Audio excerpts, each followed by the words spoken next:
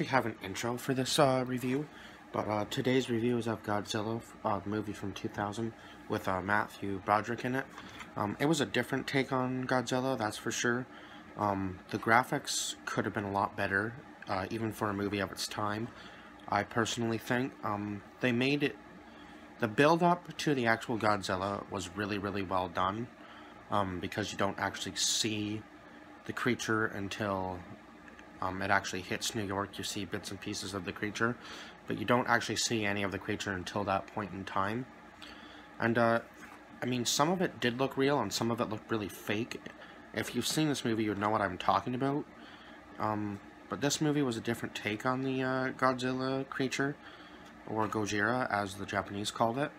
And it starts out by destroying a boat and basically coming onto land, and then going back into the water and going to, I think it was New York. Yeah, it was New York. And basically wreaking havoc on the city.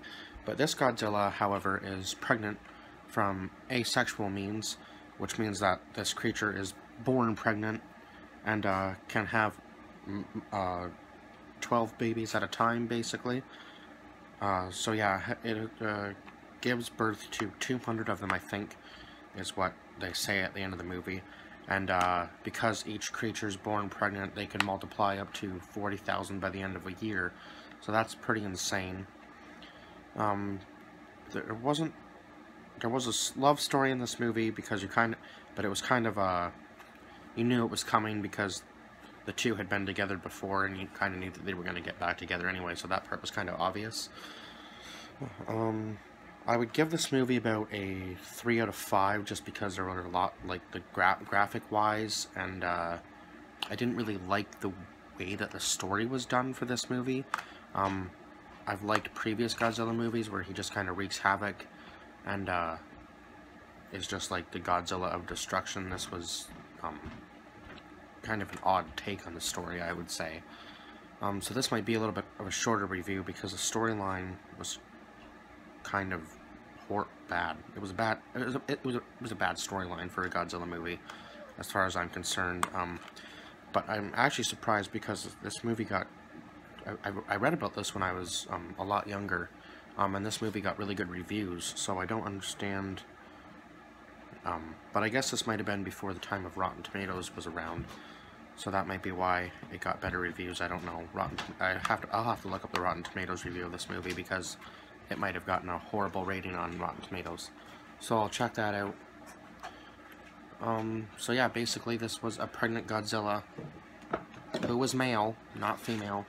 So that's an odd take on Godzilla too, because usually Godzilla is male and just kind of fights other creatures or destroys cities. But yeah, leave your rating of the movie below.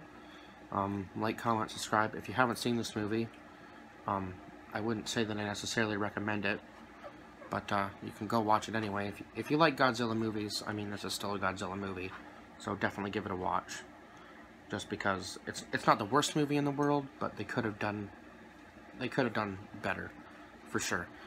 So that's basically where I'll leave off this review. Just saying that I always have a link to my Instagram account below. All the polls are closed for this weekend, so, and I'll try to figure out what I'm doing for next week. I think I've said that already in previous videos, but just in case you don't watch every video, I'll say it again. And I will see you guys again tomorrow, because I've already reviewed Monty Python, so I'll upload that video sometime tomorrow. And I'm going to be reviewing Texas Killing Fields as well tomorrow when I get home. Bye-bye for now.